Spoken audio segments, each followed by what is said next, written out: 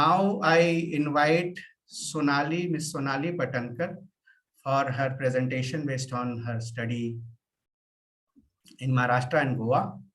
Sonali is founder of Responsible Netism. Responsible Netism is, as the name sounds very clearly, that when we use internet, it should be used very responsibly, and they promote use of internet in a safe and secure manner, and work mainly in Maharashtra and Goa. So she would be presenting from her findings. What are the parental perspective? Over to you, Sonali. Thank you so much. Please present. Thank you, sir. Thank you so much. And it's been really an honor to be presenting at this forum. Yesterday was extremely enriching to see so much of information and data coming in and experiences. And I'm more happy to see so many like-minded people coming across together to share their concerns. And I think we're on the same page when it comes to protection of children in cyberspace. If you can just give me a minute to share my screen.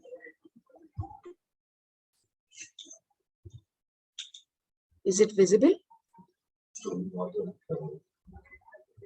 Yes, ma'am. Okay. So we conducted this particular study, and I'm only going to talk about parental perspectives in this study, though we did a very similar study that Sir just presented a while ago in Maharashtra, and most of the user trends have been almost the same. But I want to bring in parental perspectives here because that is a huge challenge that we face, where parents are on a different planet when it comes to usage of the internet. This was the data description. In 2020-21, we studied online behavioral trends of 1,200 children between the age of 10 to 15 years, 59% of which were girls, 41% were boys, in urban, rural, and tribal schools within Maharashtra, and 500 parents who agreed to participate in the study.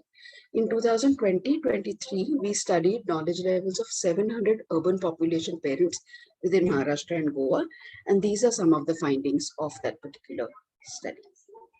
Very similar to what Sir just presented, we call it cyber violence now more than cyber crimes because we strongly believe it is a violation of rights in cyberspace. So the entire theme of cyber violence against children was brought in through the study. If you can see in the chart, there has been crimes that have been happening with children on all fronts across all urban, rural, tribal sections. We realized 83% of children witnessed some form of cyber violence from mild to severe in that 1 year's time, and the number of children were 1,200, of which 83% children were facing some form of cyber violence, which is a very, very high number. Cyber bullying was about 10%, but like Sir similarly mentioned, account hacking was very high. Children were added into inappropriate groups, especially on WhatsApp or Instagram chats, again was high. Body shaming was one of the major concerns in cyberbullying that children have. We realized 2% of children receive pornographic content. They were asked, about 1% were asked for objectionable content, and also they were asked to share objectionable content through various platforms they were connected with. So we realized that there is cyber violence happening across the country, across the state, in all economic sections. So there is no divide. It does not only belong to the elitist of the elite, but it is spread across all economic sections.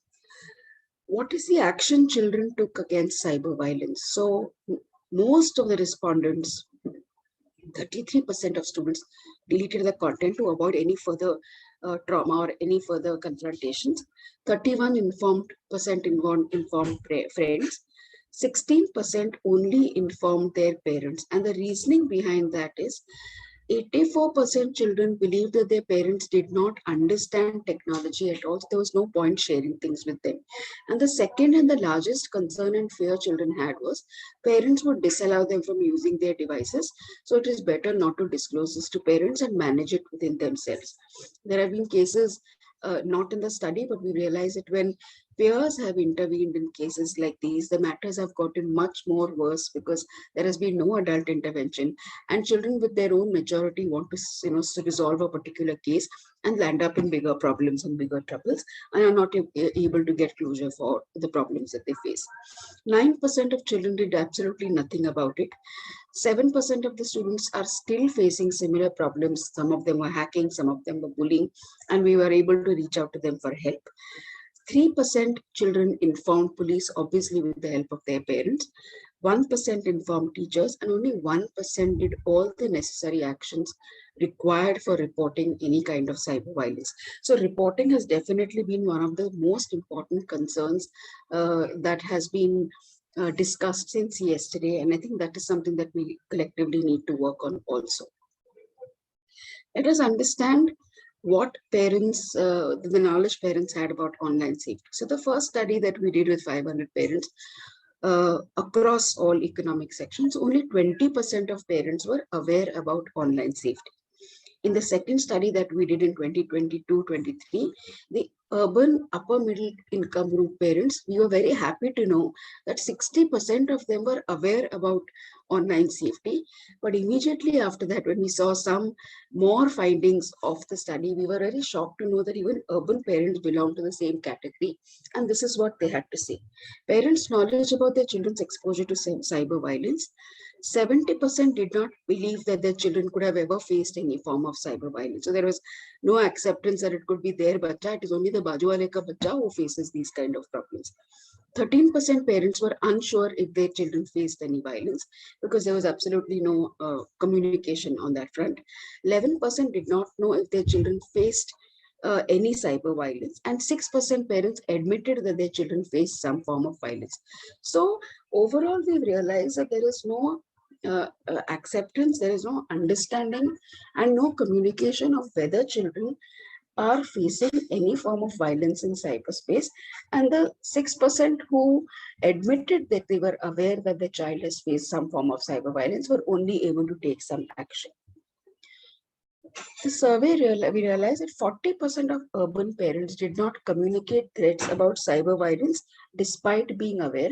And what were some of the reasons? This also came in as an eye-opener because parents who've been aware about violation of cyber rights also were not willing to convey this or communicate this within their family.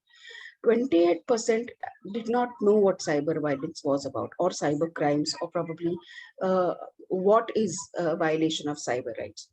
42% did not know how to communicate, and that is one very classic uh, state of affairs across the country of parents not knowing what and how to communicate with their children when it comes to technology or related to cyberspace. 17% felt it was not right to communicate, and we were very shocked to know why this particular reason was, was mentioned, because they thought they're too young and children are not exposed to such kind of things. So it is better to avoid discussing with them. If you talk to them, they will probably fall in more trouble.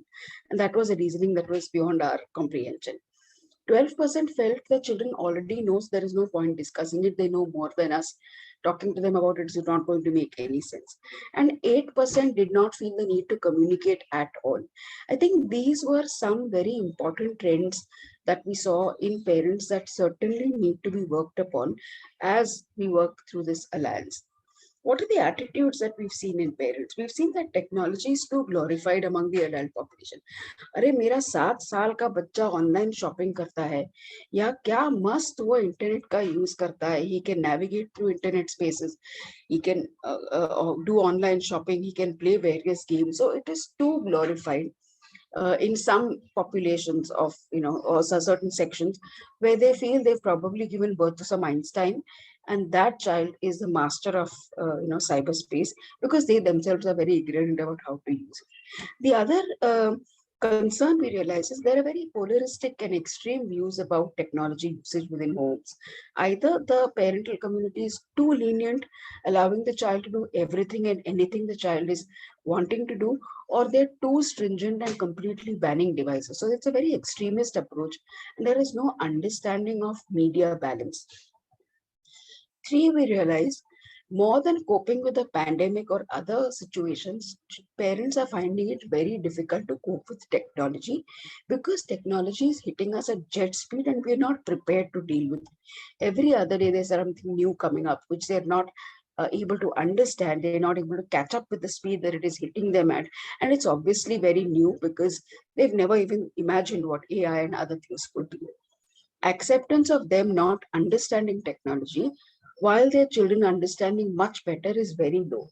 You cannot learn technology from your children is the attitude that we find in parents, because they are the parents and they ought to know everything and children should be learning everything from them, where we've realized role reversals in this space work much better in combating any kind of online distress.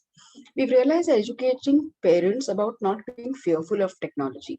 So they're very afraid of what could happen, and that fear is not allowing their children to explore technology while children are doing whatever they want, irrespective of what their parents feel. But there is fear about technology, what the future holds for them, whether their children are safe. And that fear is going to be there because a lot of innovations keep happening, very, very fast in a very, very short span of time. I think it is very important to up their TQ. Now, this is a term that we've come up with. So there is EQ, there is IQ, now there is TQ, which is the technology quotient. And the equation we promote is high IQ, high EQ, and high TQ makes you a responsible netizen. Understanding what your technology quotient is, which is very, very high in children, and with parents, it is below poverty line. So the gap between both their TQs is very wide, which needs to be bridged. And they both need, we cannot be at par with kids, but at least we can understand what they're trying to communicate, what they do, and understand where they come from, or understand their perspectives of technology usage. So we very strongly believe we owe it to the future. And these are some of our recommendations based on the work that we've been doing. Inculcating values of cyber hygiene from preschool. Gone is a time when we need to work with 12 and 14-year-olds. Preschool is when we need to start our work with, especially with parents.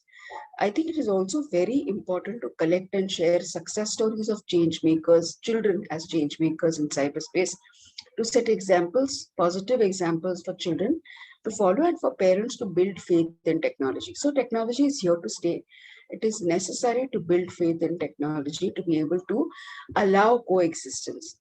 Sensitization about age inappropriate and age appropriate gadgets and screen time introduction. This begins very, very early. So we've had children, infants actually addicted to devices because parents are handing them devices since the time they're 1 year of age. So there has to be some, sensitization about age and appropriate gadget introduction and screen time. Cyber hygiene curriculum and training to be made mandatory in behavioral sciences, B.Ed, D.Ed, social work, anybody working within communities, so that they're equipped while they go back to their communities or to their workplaces where they're associated with children, to be able to share these guidelines with parents and with children. Extensive research to gauge user trends of parents and children to draw need-based strategies and interventions. We have absolutely no data on user trends, which is why it is very difficult to gauge the impact of technology on parents, on children, and then devise strategies or intervention plans for them. Creation of content repository with language-based interactive content to cater to the last mile. Currently, the content we have is probably in English, maybe Hindi also. What about people who don't understand these languages? So content needs to be very simple, interactive, and local language-based. So it is easier for nonprofits and other people working with the last mile to be able to convey these guidelines to them. Normalizing reporting of cyber violence. I think this is one very important aspect of understanding, online distress, where if we normalize reporting the way we normalize usage, I think reporting will be higher. Also understanding the repercussions of reporting through success stories. So that if we find a lot of people have got closure after having reported cases, I think this will build up more on making people report faster, making people report more aggressively, and so that the distress levels will come down for sure. We also believe it is important to channelize collective energies towards making technology more inclusive, adaptable, safe, and a happy space for all. The children that we work with, 7th, 8th graders, 3rd, 4th graders, also talk about internet being their happy space. So they want to stay away from their offline, hassles and chaos that has been happening in their lives, and find internet their happy space. But this is, running away from reality. So we're I think it's time we look at how we can make the internet more of a safe and happy space for children and for adults as well, so that this becomes a platform that enables and empowers all of us. I also believe, I have not put this here, but after Sir presented the data, I think if we can share these, questionnaires or the research that is conducted, fragmented manner in various parts, if we can share these kind of studies with each other, acknowledging organizations that are conducting these studies, we will reduce the replication of effort, and we will also be able to gauge similar trends of the study across the country. And I think that is what I also want to bring to table here. The study has been supported by Cyberpeace with SCRT and SNDT, and these were my 2 cents of the experiences I've had. Thank you so much for being so patient with me. Thank you so much, Sonali, for bringing out these perspectives, and especially your recommendation and the last recommendation of working together on the research front, because we all have our geographical territories where we are stronger and have that large last point connectivity. And if we can plan a bigger research, then it will be very important. And for when it comes to data, especially, and if the data can be from the same time, meaning suppose you collected data in some other month and we collected data in another geography in another month, then that doesn't so if we all can come together, and I think if the government is not taking it up on a larger scale, even organizations like ours, if we can join hands, yours, ours, and there are various other organizations which we are talking to, and various universities, in fact, which we work with, which are on board on the alliance. If we all join hands and if we work together and same questionnaire, and in the same time period, if we can administer, so this lack of data, meaning we can overcome it. Yes. And there will also be an equal representation across the country. Yeah. So, and once we can show that instead of just giving recommendations and making requests and being complainant about it, let us start doing it. That is what we have understood, that once we all start doing it, then we'll have something to show, and some positive results to show, and that makes a difference. Instead Absolutely. Of just saying the government has to do this, the bigger companies have to do this. So if we are concerned and then we have taken this task onto us, and let us do it. Thank you so much, Sonali, and please be there for the meeting, especially when we have questions towards the end, 12:30. If we have something else to do, plus please join back at 12:30.